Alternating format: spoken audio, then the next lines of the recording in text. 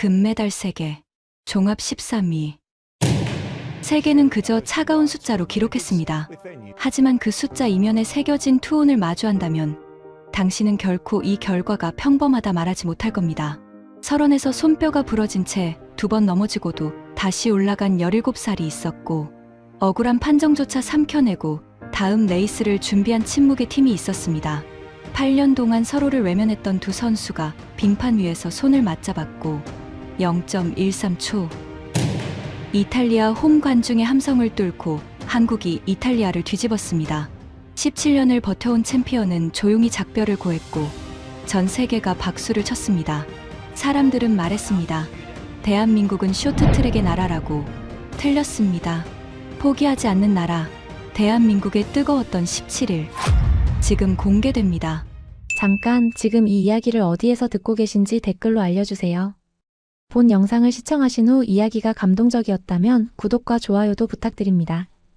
그럼 바로 시작할게요. 27번의 올림픽을 취재했습니다. 감동은 이미 식었다고 생각했죠. 그런데 2026년 2월 밀라노에서 저는 노트를 덮고 뜨거운 눈물을 흘렸습니다. 20년의 기자 생활을 접으려 했던 생각을 완전히 바꾼 건 17살짜리 한국 소녀였습니다. 저는 이탈리아 스포츠 일간지 가제타 델로 스포르트의 올림픽 전문 기자 마르코 로시입니다. 1998년 나가노 올림픽을 시작으로 27번의 올림픽 현장을 누볐고 그 세월만큼 저는 무뎌져 있었습니다. 그러나 밀라노는 달랐습니다.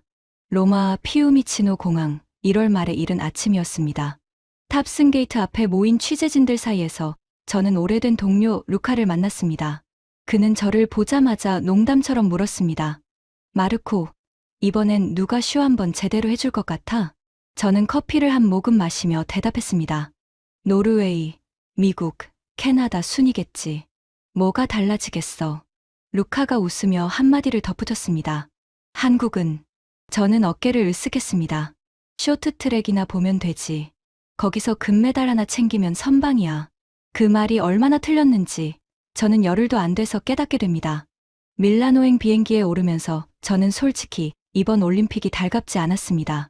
가제타 델로 스포르트 편집국은 이번 대회를 이탈리아 역사상 최대 스포츠 이벤트로 치켜세우며 대대적인 취재 체제를 꾸렸지만 저는 피로감이 앞섰습니다. 27번. 숫자로만 보면 화려하지만 그 안에는 수백 개의 새벽과 수천 잔의 식은 커피가 쌓여 있습니다. 언제부터인가 올림픽은 저에게 감동의 현장이 아니라 마감과 송고의 반복이 됐습니다. 더구나 이번 대회는 유독 복잡했습니다. 사상 최초로 단일 올림픽 명칭에 2개의 지명이 들어간 대회. 밀라노와 코르티나 담페초 무려 400km 거리에 걸쳐 경기장이 흩어졌고 클러스터만 4곳, 선수촌도 6곳이었습니다. 폐회식은 또 어디서 열리느냐? 밀라노도 코르티나도 아닌 베로나 아레나였습니다. 취재 동선만 짜다가 진이 빠질 판이었습니다. 비행기 안에서 저는 대회 미리 보기 자료를 펼쳤습니다. 노르웨이, 미국, 캐나다, 독일, 스웨덴. 강호들의 이름이 줄줄이 이어졌고 메달 예측표에서 한국은 10번째 언저리에 자리했습니다. 목표로 내건 금메달 3개와 종합 12권, 외부에서 보기엔 다소 낙관적인 수치였습니다. 특히 전문가들 사이에서는 회의적인 시각이 지배적이었습니다. 이유는 분명했습니다. 한국의 전통효자 종목인 쇼트트랙은 캐나다의 윌리엄 단지노와 코트니, 사로가 올림픽 출전권이 걸린 국제빙상경기연맹 월드투어에서 강세를 보이며 한국의 아성을 직접 위협하고 있었습니다. 게다가 대표팀 내부 사정도 복잡하게 얽혀 있었습니다. 지난해 무리한 지도자 교체 시도로 팀 분위기가 어수선해졌다는 소식이 이탈리아까지 들려왔고 일부 한국 언론은 이번 대회에서 금메달 없이 끝날 수도 있다는 비관적인 전망을 내놓기도 했습니다. 설상 종목은 더욱 가능성이 희박해 보였습니다. 한국 스키 스노보드가 동계 올림픽에서 딴 메달은 2018년 평창 대회 이상호의 은메달 단 하나였습니다. 그것도 자국에서 열린 대회였습니다. 이번 대회에서 설상 메달을 기대하는 시각은 이탈리아 취재진 사이에서는 거의 없었습니다. 저 역시 마찬가지였습니다. 한국 관련 취재 일정은 쇼트트랙 위주로 짜뒀고 스노보드 결선 일정은 솔직히 크게 비중을 두지 않았습니다. 이탈리아 선수들과 미국의 클로이 김 중심으로 취재 포인트를 잡아놨습니다.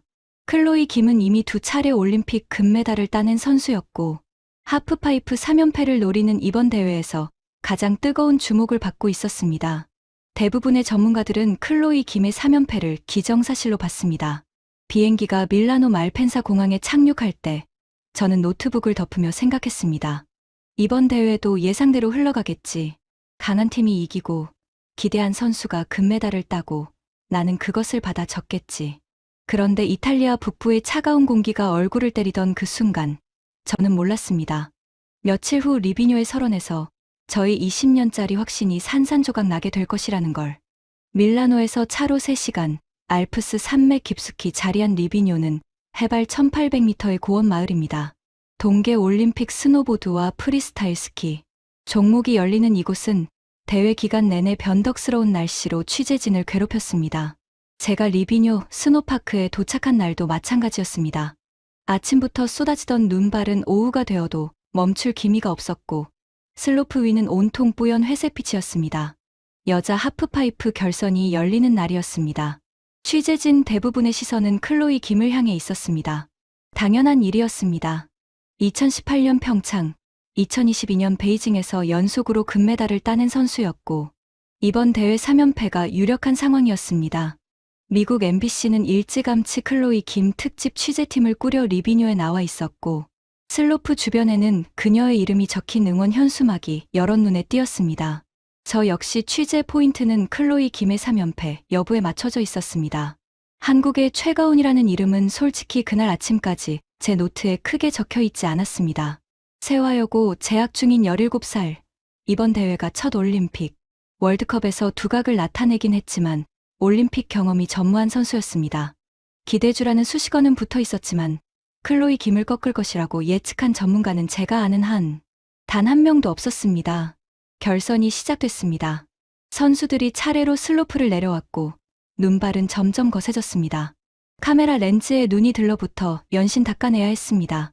경기 진행 자체가 쉽지 않은 상황이었습니다. 최가온의 1차 시기 순서가 돌아왔습니다. 슬로프 꼭대기에 선 그 아이의 실루엣은 폭설 속에 작게 보였습니다. 저는 크게 기대하지 않고 렌즈를 맞췄습니다. 그런데 출발 직후부터 뭔가 달랐습니다. 속도가 붙는 방식, 파이프 벽을 치고 오르는 각도, 공중에서 몸을 조이는 타이밍.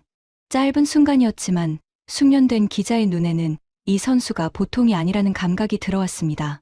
그러나 두 번째 점프였습니다. 크게 솟구쳤던 최가온의 몸이 균형을 잃었습니다.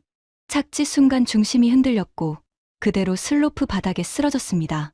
눈이 흩날리며 선수의 몸이 한동안 멈춰 있었습니다. 저는 무의식적으로 펜을 멈췄습니다. 관중석에서 탄식이 흘러나왔습니다. 의무팀이 빠르게 슬로프로 내려갔습니다. 저는 망원 렌즈로 그 장면을 당겼습니다. 의무팀이 최가온의 오른손을 살피는 장면이 들어왔습니다. 표정을 읽기엔 거리가 있었지만 의무팀의 움직임이 예사롭지 않았습니다. 나중에 알게 된 사실이지만 그 순간 최가온의 손바닥뼈 3개가 이미 부러져 있는 상태였습니다. 그런데 그 아이는 일어났습니다. 천천히, 그러나 분명하게. 의무팀의 부축을 받으며 몸을 세우더니 스스로 장갑을 고쳐 끼었습니다. 오른손 장갑을 끼는 동작이 눈에 띄게 어색했습니다. 힘을 주기 어려운 것이 멀리서도 보였습니다. 그런데도 그 아이는 아무에게도 아무 말을 하지 않았습니다. 그냥 다음 순서를 기다리는 자리로 걸어갔습니다. 저는 옆에 있던 프랑스 기자 피에르에게 물었습니다. 저 선수 괜찮은 거야? 피에르는 고개를 저었습니다. 글쎄, 손이 문제인 것 같던데. 기권할 것 같은데. 저도 그렇게 생각했습니다. 1차 시기에서 넘어졌고 손까지 다친 상황이었습니다. 2차, 3차 시기를 남겨뒀다고 해도 부상 선수가 컨디션을 회복해 금메달권 점수를 내기란 사실상 불가능에 가깝습니다. 상식적으로는 기권이 맞는 선택이었습니다. 그런데 다른 나라 선수들이 경기를 마치고 하나둘 실내 대기 공간으로 이동하는 동안 최가온은 슬로프 입구 근처에 서 있었습니다. 혼자였습니다. 코치도 옆에 없었고 팀 동료도 없었습니다. 그 아이는 눈발이 몰아치는 슬로프를 가만히 올려다보고 있었습니다. 무슨 생각을 하는지 알 수 없었습니다. 다만 그 뒷모습이 묘하게 마음에 걸렸습니다. 저는 카메라를 내리려다 멈췄습니다. 뭔가 더 봐야 할 것 같은 느낌이었습니다. 20년 기자 생활이 만들어준 직감 같은 것이었는지도 모릅니다. 저는 그냥 그 자리에 서서 2차 시기를 기다렸습니다. 2차 시기가 시작됐습니다. 최가훈은 다시 슬로프 꼭대기에 올랐습니다. 눈발은 1차 시기보다 더 거세졌고 바람까지 불기 시작했습니다. 경기 운영진 사이에서 경기 중단 여부를 논의한다는 소문이 취재진 사이에 돌았습니다. 그만큼 날씨가 좋지 않았습니다. 저는 렌즈를 꼭대기로 향했습니다. 최가훈의 실루엣이 흔들리는 눈발 사이로 보였습니다. 출발 신호가 떨어졌고 그 아이는 다시 슬로프를 내려오기 시작했습니다. 1차 시기보다 신중했습니다. 속도를 조금 죽이고 안전한 라인을 택하는 것이 느껴졌습니다. 다친 손을 감안한 선택이었을 겁니다. 두 번째 점프까지는 무사히 넘겼습니다. 관중석에서 작은 환호가 터져 나왔습니다. 그런데 세 번째 점프였습니다. 착지 직전 다시 균형이 흔들렸습니다. 이번엔 1차 시기보다 더 크게 넘어졌습니다. 슬로프 바닥에 부딪히는 소리가 멀리서도 들릴 듯했습니다. 관중석이 조용해졌습니다. 의무팀이 다시 뛰어 내려갔습니다. 최가훈은 한동안 일어나지 못했습니다. 저는 렌즈를 고정한 채 숨을 참았습니다. 피에르가 제 옆에서 낮게 말했습니다. 이번엔 진짜 끝났겠다. 저도 그렇게 생각했습니다. 두 번의 실패, 부러진 손, 거세지는 눈보라. 어떤 선수도 이 상황에서 다시 일어나 3차 시기를 소화하기는 어렵습니다. 기권이 오히려 용기 있는 선택이라고 생각했습니다. 그런데 최가훈은 또 일어났습니다. 이번엔 일어나는데 시간이 걸렸습니다. 의무팀의 손을 한번 잡았다가 놓고 스스로 몸을 세웠습니다. 장갑을 고쳐 끼는 동작이 1차 시기보다 더 느렸습니다. 오른손이 제대로 움직이지 않는 것이 분명했습니다. 그럼에도 그 아이는 고개를 들고 슬로프 꼭대기를 다시 올려다봤습니다. 저는 그 순간 카메라를 내렸습니다.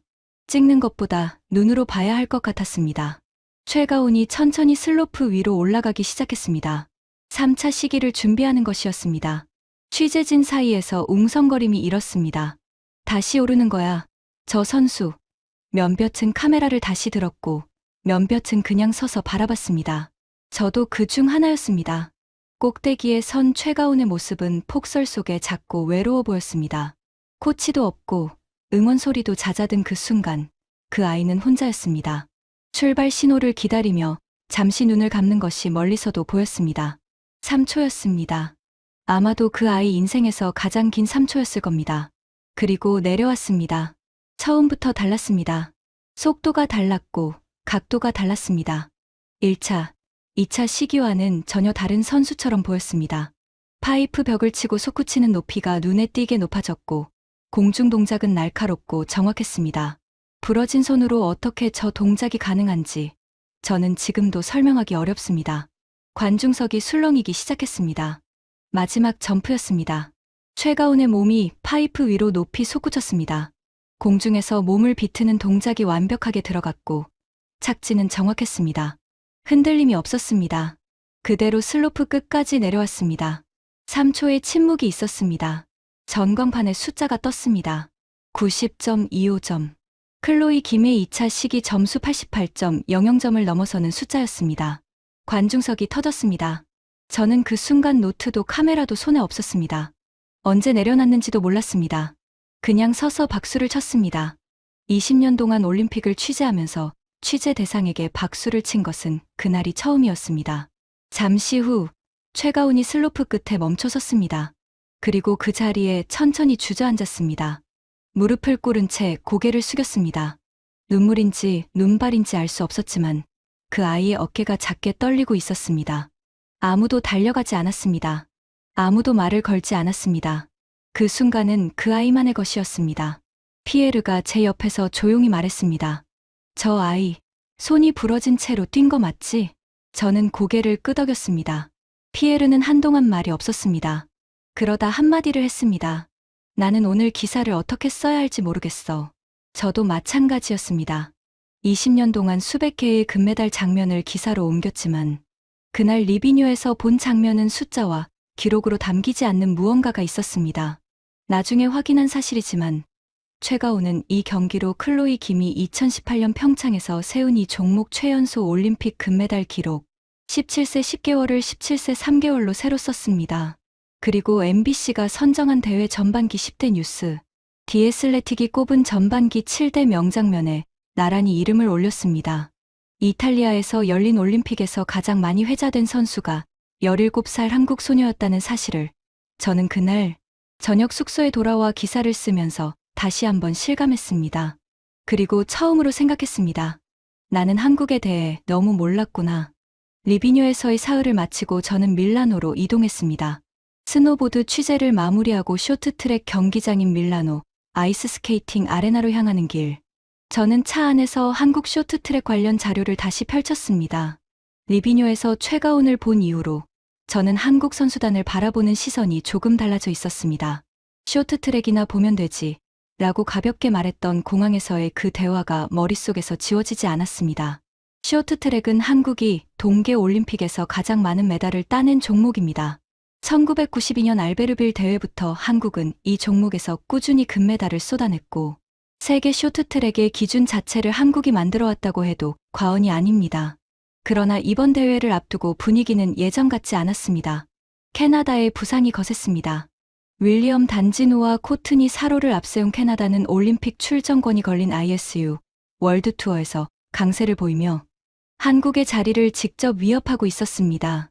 네덜란드도 전력이 올라왔고 중국도 조용히 전열을 가다듬고 있었습니다. 여기에 한국 대표팀 내부 사정까지 복잡하게 얽혀 있었습니다. 지난해 지도자 교체 시도를 둘러싼 잡음이 팀 분위기에 적지 않은 영향을 미쳤다는 이야기가 취재진 사이에서도 돌았습니다. 일부 한국 언론은 이번 대회에서 쇼트트랙 금메달이 나오지 않을 수도 있다는 전망을 내놓았습니다. 이탈리아 현지에서 쇼트트랙을 취재하는 동료 기자들도 한국의 독주 시대가 끝날 수 있다고 봤습니다.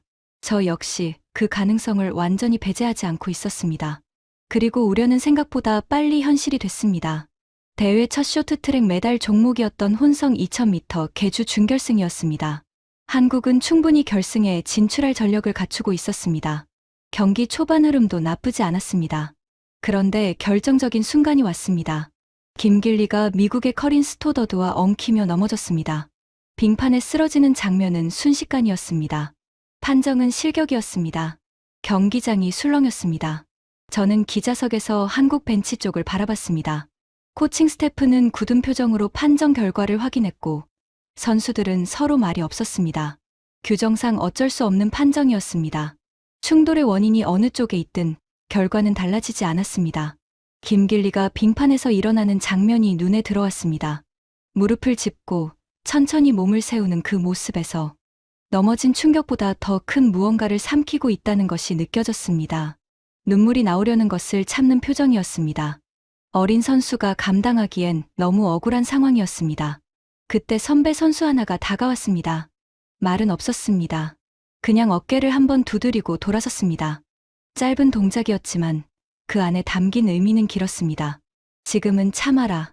아직 끝나지 않았다. 저는 그 장면을 노트에 적었습니다. 기사에 쓸 내용이 아니라 그냥 기억해두고 싶었습니다. 다른 나라였다면 달랐을 겁니다. 공식 항의서를 제출하고 판정 번복을 요청하고 미디어를 통해 불만을 쏟아내는데 하루를 썼을 겁니다. 그런 장면을 저는 수십 번 봐왔습니다. 그런데 한국팀은 달랐습니다. 항의 대신 다음 경기 준비를 선택했습니다. 아무 말 없이. 그리고 그 선택은 틀리지 않았습니다. 며칠 후 막내 임종원이 남자 1000m에서 동메달을 따냈습니다. 1999년생 27살. 올림픽 첫 메달이었습니다. 시상대에 오른 임종원의 표정은 담담했습니다. 크게 웃지도 크게 울지도 않았습니다. 그냥 태극기를 바라봤습니다. 저는 그 표정이 오래 기억에 남았습니다. 황대현은 남자 1500m에서 은메달을 추가했습니다. 빙판 위에서 가장 노련한 레이스를 펼치는 선수였습니다. 금메달에는 한 걸음 미치지 못했지만 그의 레이스는 흔들림이 없었습니다. 한국 쇼트트랙이 아직 건재하다는 것을 조용히 증명하는 방식이었습니다. 혼성 계주 실격으로 시작된 불안한 출발은 그러나 꺼지지 않는 불씨로 이어졌습니다. 저는 밀라노 아이스 스케이팅 아레나 기자석에 앉아 한국 선수단의 움직임을 다시 주목하기 시작했습니다. 리비뉴에서 최가온을 보며 한 번 틀렸고 이번에 또 틀리고 싶지 않았습니다. 한국은 아직 끝나지 않았습니다. 그것만은 분명했습니다. 2004년생. 저는 취재 수첩에 적힌 그 숫자를 몇 번이나 다시 봤습니다. 22살. 제가 처음 올림픽 취재를 시작했던 1998년 나가노 대회. 그 아이는 아직 세상에 태어나지도 않았습니다. 그런데 지금 이 아이는 밀라노 올림픽 빙판 위에서 세계 최강들과 겨루고 있습니다. 혼성 계주 준결승 실격에 충격이 채 가시지 않은 상황이었습니다. 억울한 판정으로 메달 획득에 실패한 지 며칠이 지나지 않았고 팀 분위기가 어떨지는 충분히 짐작이 됐습니다. 그런데 김길리는 여자 1000m 결선 빙판에 섰습니다. 표정에서 지난 경기의 흔적은 보이지 않았습니다.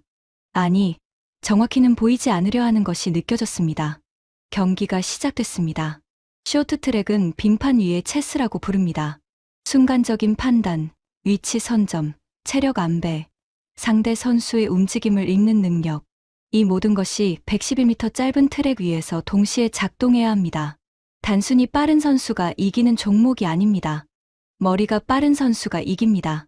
김길리의 레이스는 그런 의미에서 인상적이었습니다. 초반 무리하게 선두를 잡으려 하지 않았습니다.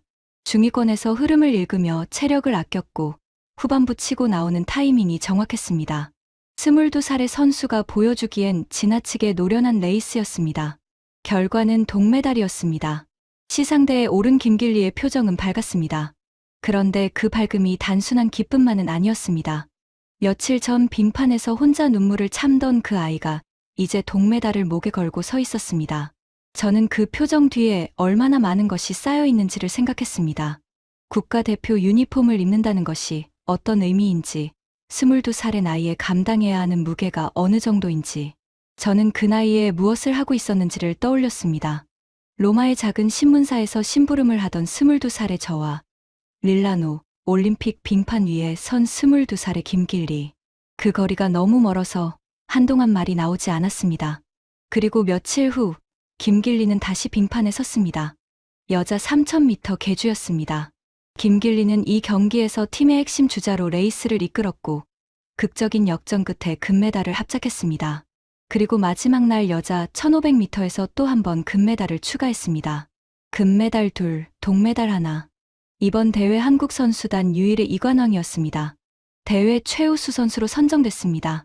저는 이 결과를 정리하면서 한 가지 사실에 멈췄습니다. 김길리는 이 모든 것을 해내면서 단 한 번도 자신을 앞세우지 않았다는 점이었습니다. 경기 후 인터뷰에서 김길리는 항상 팀을 먼저 언급했습니다. 계주 금메달 인터뷰에서는 선배들 덕분이라는 말이 먼저 나왔고 개인전 금메달 인터뷰에서도 팀 훈련 덕분이라는 말이 앞섰습니다.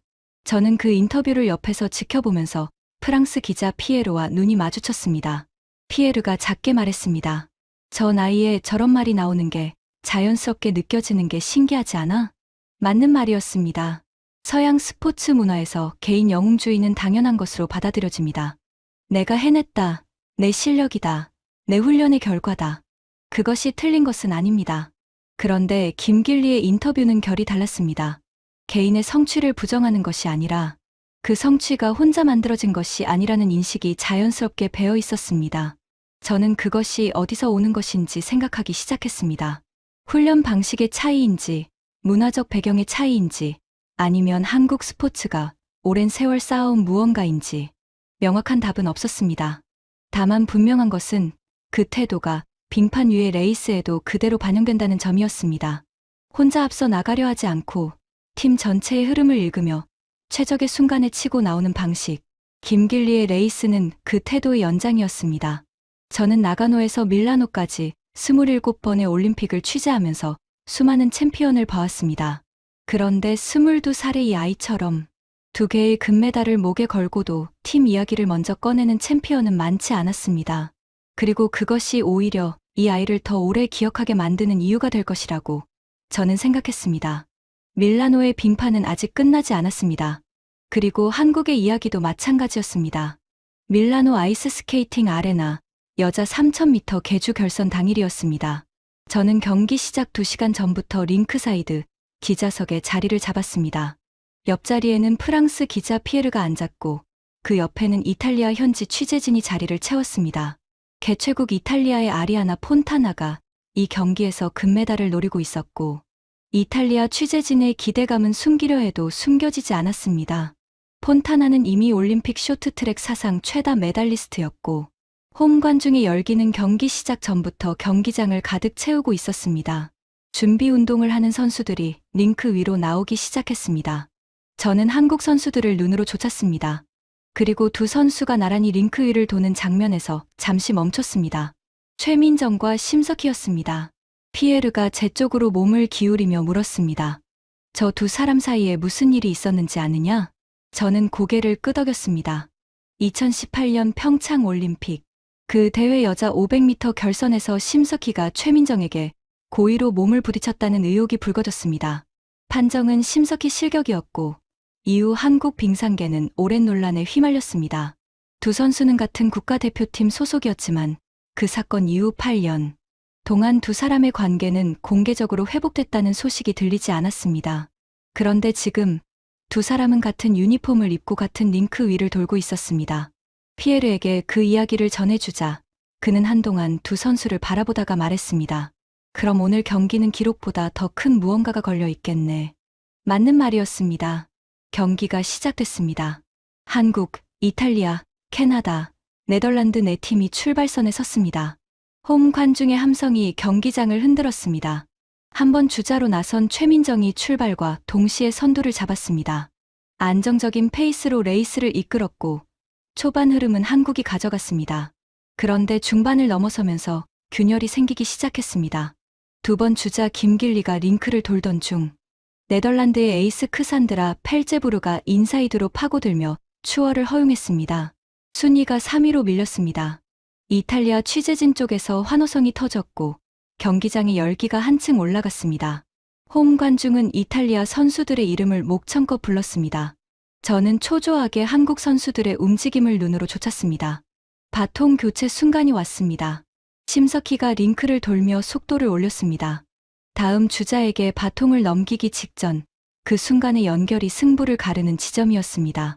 심석희가 손을 뻗었고 그 손을 잡은 것은 최민정이었습니다. 8년이라는 시간이 그 손과 손 사이에 있었습니다. 말로 표현하기 어려운 순간이었습니다. 저는 그 장면을 보면서 숨을 멈췄습니다. 용서인지, 화해인지, 아니면 그 어떤 말로도 정의되지 않는 무언가인지. 다만 그 순간 두 사람은 분명히 같은 방향을 보고 있었습니다. 그러나 경기는 여전히 한국에 유리하지 않았습니다. 네덜란드가 선두를 달리고 있었고 이탈리아가 바짝 뒤를 쫓았습니다. 한국은 세 번째 자리였습니다. 남은 바퀴가 많지 않았습니다. 그런데 그때였습니다. 네덜란드가 바통 터치 과정에서 실수를 범했습니다. 순간의 엇박자가 흐름을 무너뜨렸고 네덜란드는 순식간에 최하위로 밀려났습니다. 앞에는 이탈리아가 있었습니다. 홈 관중의 함성이 절정에 달했습니다.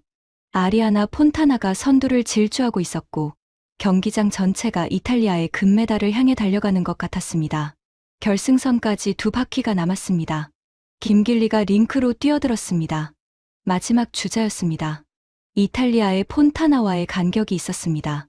누가 봐도 따라잡기 어려운 거리였습니다. 이탈리아 취재진은 이미 자축 분위기였습니다. 피에르가 제 옆에서 조용히 말했습니다. 이탈리아가 가져가겠는데. 저도 그렇게 생각했습니다. 그런데 김길리의 스케이트 날이 빙판을 치고 나가는 소리가 달랐습니다.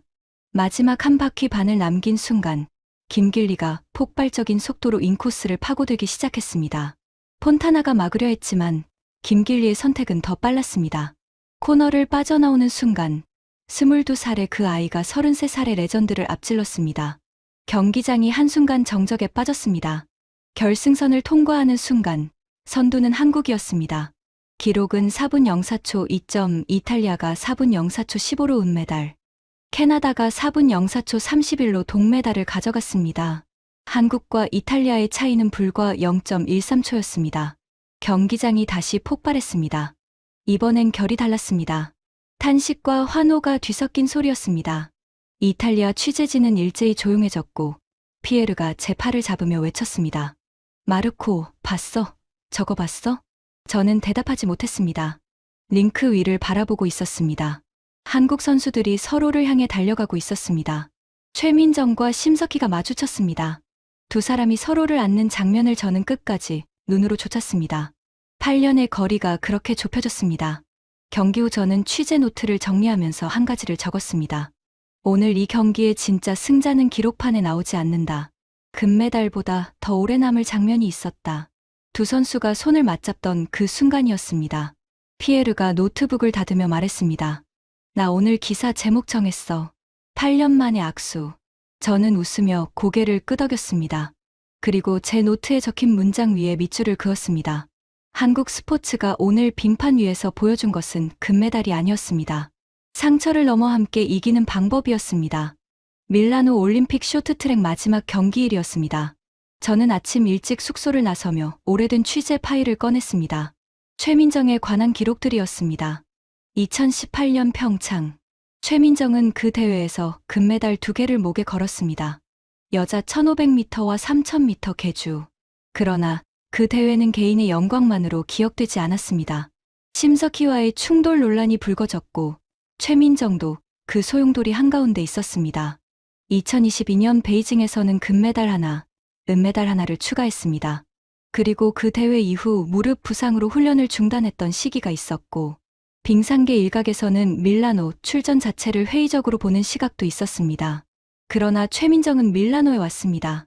파일을 덮으며 생각했습니다. 이 선수가 지금 이 자리에 있기까지 얼마나 많은 것을 버텨왔는가. 평창의 논란, 베이징의 부상, 그리고 밀라노까지 이어진 17년의 빙판 인생. 그 무게가 오늘 마지막 경기에 고스란히 실려 있었습니다. 남자 5000m 계주가 먼저 열렸습니다. 한국은 은메달을 따냈습니다. 황대현이 포함된 남자 대표팀은 끝까지 포기하지 않는 레이스를 펼쳤고 황대현은 이번 대회 은메달 2개를 더해 개인 통산 5번째 메달로 한국 남자 쇼트트랙 최다 메달 타이 기록을 세웠습니다. 그리고 여자 1500m 결선이 시작됐습니다.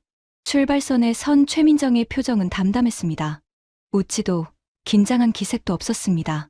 17년 동안 수없이 서봤을 출발선이었습니다. 그 익숙함이 오히려 보는 사람의 마음을 먹먹하게 했습니다. 경기가 시작됐습니다. 초반 김길리가 적극적으로 선두를 잡으며 레이스를 주도했고 최민정은 중위권에서 흐름을 읽으며 체력을 안배했습니다. 한 명은 이제 막 정상에 오르고 있는 선수였고 다른 한 명은 정상에서 마지막을 준비하는 선수였습니다. 후반부 김길리가 인코스를 파고들며 결승선을 통과했습니다. 3000m 계주에 이어 2번째 금메달. 이번 대회 유일한 이관왕이었습니다. 그리고 최민정이 결승선을 통과했습니다. 은메달이었습니다. 저는 전광판을 보며 계산했습니다. 평창 금메달 2, 베이징 금메달 하나와 은메달 하나, 밀라노 금메달 하나와 은메달 하나, 통산 7번째 메달이었습니다. 진종호, 김순영, 이승훈. 한국 올림픽 역사를 수놓은 레전드들이 세운 6개의 기록을 넘어선 숫자였습니다. 동계와 하계를 통틀어 한국 올림픽 역사상 가장 많은 메달. 저는 그 사실을 이탈리아 독자들에게 어떻게 설명해야 할지 한참 생각하다가 노트에 이렇게만 적었습니다. 이건 설명이 안 된다. 경기가 끝난 뒤 최민정이 인터뷰 구역으로 나왔습니다. 기자들이 몰렸고 저도 그 안에 있었습니다. 최민정은 짧게 말했습니다. 올림픽은 이걸로 마지막입니다. 주변이 조용해졌습니다. 더 이상 올림픽에서 최민정을 볼 수 없다는 사실이 그 짧은 문장 하나로 현실이 됐습니다. 저는 그 말을 노트에 받아 적으면서 손이 잠시 멈췄습니다. 27번의 올림픽을 취재하면서 수많은 선수의 마지막을 지켜봤습니다. 눈물로 마무리한 선수도 있었고 분노로 끝낸 선수도 있었습니다. 그런데 최민정의 마지막은 달랐습니다. 담담했고 조용했고 그래서 더 오래 남았습니다. 17년을 버텨온 사람만이 가질 수 있는 작별의 방식이었습니다. 경기장을 나서며 하늘을 올려다봤습니다. 밀라노의 겨울 하늘은 맑았습니다. 리비뇨의 눈보라와는 전혀 다른 날씨였습니다. 그런데 이상하게도 두 장면이 겹쳐 보였습니다. 설원 위에 혼자 서 있던 17살 소녀와 빙판 위에서 조용히 작별을 고하는 30살의 선수. 서로 전혀 다른 이야기였지만 저는 그 둘이 같은 문장으로 연결된다는 것을 느꼈습니다. 포기하지 않는다는 것. 그것이 한국 선수들이 이번 대회에서 제게 가르쳐준 단 하나의 문장이었습니다. 폐회식 전날 밤, 저는 밀라노에서 베로나로 이동했습니다. 베로나 아레나까지는 밀라노에서 동쪽으로 약 150km. 버스 안에서 저는 이번 대회 취재 노트를 처음부터 다시 읽었습니다. 리비뇨의 눈보라, 최가온의 3차 시기, 밀라노 빙판의 김길리, 심석희와 최민정의 손, 그리고 어제의 작별. 페이지를 넘길수록 이것이 올림픽 취재 기록이 아니라 한 편의 이야기처럼 느껴졌습니다. 20년 기자 생활 중 처음 있는 일이었습니다. 베로나 아레나는 서기 1세기에 지어진 고대 로마 원형 투기장입니다. 2000년 유네스코 세계문화유산으로 지정된 이곳은 평소 오페라 공연으로 유명합니다. 그 오래된 돌벽 안으로 세계 각국의 취재진과 관중이 모여들었습니다. 저는 기자석에 자리를 잡으며 주변을 둘러봤습니다. 피에르가 옆자리에 앉았고 그 옆으로 각국 취재진이 빼곡히 들어찼습니다. 폐회식이 시작됐습니다. 오페라 공연으로 막이 오른 뒤 참가국 국기가 이탈리아 알파벳 순서로 등장하기 시작했습니다. 저는 한국의 입장 순서를 기다리며 노트를 펼쳤습니다. 마지막 기사를 위한 메모를 시작하려 했습니다. 그런데 손이 멈췄습니다. 한국 선수단이 입장했습니다. 기수는 최민정과 황대현이었습니다. 최민정이 태극기를 들고 걸어 들어오는 장면이 눈에 들어왔습니다. 어제 빙판에서 짧게 작별을 고했던 그 선수가 오늘은 한국 선수단 전체를 대표해 이 자리에 서 있었습니다. 그 순간 제 옆에 앉아있던 각국 기자들 사이에서 박수가 나오기 시작했습니다. 누가 먼저랄 것도 없었습니다. 독일 기자가 손을 모았고 피에르가 따라쳤고 저도 모르게 손이 올라갔습니다. 한국 선수단 입장에 자연스럽게 박수가 쏟아졌습니다. 조직위에서 요청한 것도 아니었고 누가 신호를 보낸 것도 아니었습니다. 피에르가 박수를 치면서 저를 돌아봤습니다. 마르코, 이거 이상하지 않아? 우리가 왜 지금 박수를 치고 있는 거야? 저는 웃으며 대답했습니다. 모르겠어. 그냥 쳐야 할 것 같아서. 그게 맞는 말이었습니다. 설명이 필요 없는 박수였습니다. 리비뇨에서 손이 부러진 채 슬로프를 오르던 17살 소녀. 억울한 판정 앞에서 항해 대신 다음 경기를 준비했던 팀. 8년의 상처를 넘어 손을 맞잡은 두 선수. 그리고 담담하게 작별을 고한 챔피언. 이번 대회에서 한국 선수단이 만들어낸 장면들이 그 박수 안에 모두 담겨 있었습니다. 저는 노트를 펼쳐 마지막 기사의 첫 문장을 적기 시작했습니다. 밀라노에 오기 전 저는 한국을 쇼트트랙의 나라라고 불렀습니다. 틀린 말은 아니었습니다. 그러나 이번 대회를 마치며 저는 그 표현이 너무 좁다는 것을 알았습니다. 한국은 쇼트트랙의 나라가 아니었습니다. 설원에서도 빙판에서도 넘어진 자리에서도 다시 일어서는 나라였습니다. 포기하지 않는 방식이 몸에 배어있는 나라였습니다. 27번의 올림픽을 취재했습니다. 그 중에서 이번 대회만큼 취재 노트가 두꺼워진 적이 없었습니다. 기록을 받아 적은 것이 아니라 장면을 붙잡아 두고 싶어서 계속 썼습니다. 20년 동안 잃어버렸다고 생각했던 감각이 밀라노에서 돌아왔습니다. 저는 로마로 돌아가는 비행기 안에서 편집장에게 메시지를 보냈습니다. 이번 대회가 마지막이라고 했는데 생각이 바뀌었습니다. 4년 후에도 가겠습니다. 편집장의 답장은 짧았습니다. 무슨 일이 있었던 거야? 저는 잠시 생각하다가 이렇게만 답했습니다. 한국 때문입니다. 창밖으로 이탈리아 북부의 설산이 보였습니다. 리비뇨의 그 슬로프가 어딘가에 있을 터였습니다. 눈은 이미 그쳤겠지만 저는 그날의 눈보라를 오래 기억할 것 같았습니다. 그리고 그 눈보라 속에서 혼자 출발선에 섰던 작은 선수도 17살의 최가훈이 가르쳐준 것은 금메달이 아니었습니다. 다시 오를 이유가 있다면 몇 번을 넘어져도 올라간다는 것이었습니다. 그리고 그것은 비단 그 아이만의 이야기가 아니었습니다. 밀라노에서 만난 한국 선수들 모두가 각자의 방식으로 같은 이야기를 하고 있었습니다. 저는 노트를 덮었습니다. 마지막 문장은 이미 정해져 있었습니다. 쇼트트랙의 나라가 아니었다. 포기하지 않는 나라였다. 여러분, 오늘의 이야기는 여기까지입니다. 쇼트트랙의 나라가 아니었습니다. 포기하지 않는 나라였습니다. 세계가 주목한 밀라노의 빙판과 설원 위에서 대한민국 선수단은 다시 한번 증명해냈습니다. 그 자랑스러운 태극기를 위해 땀 흘린 모든 선수들에게 대한민국 국민의 한 사람으로서 뜨거운 박수를 보냅니다. 구독과 좋아요로 응원해주시면 더 감동적인 이야기로 찾아뵙겠습니다. 오늘도 여러분 모두 따뜻하고 건강한 하루 보내시길 바랍니다. 긴 영상 끝까지 시청해주셔서 감사합니다.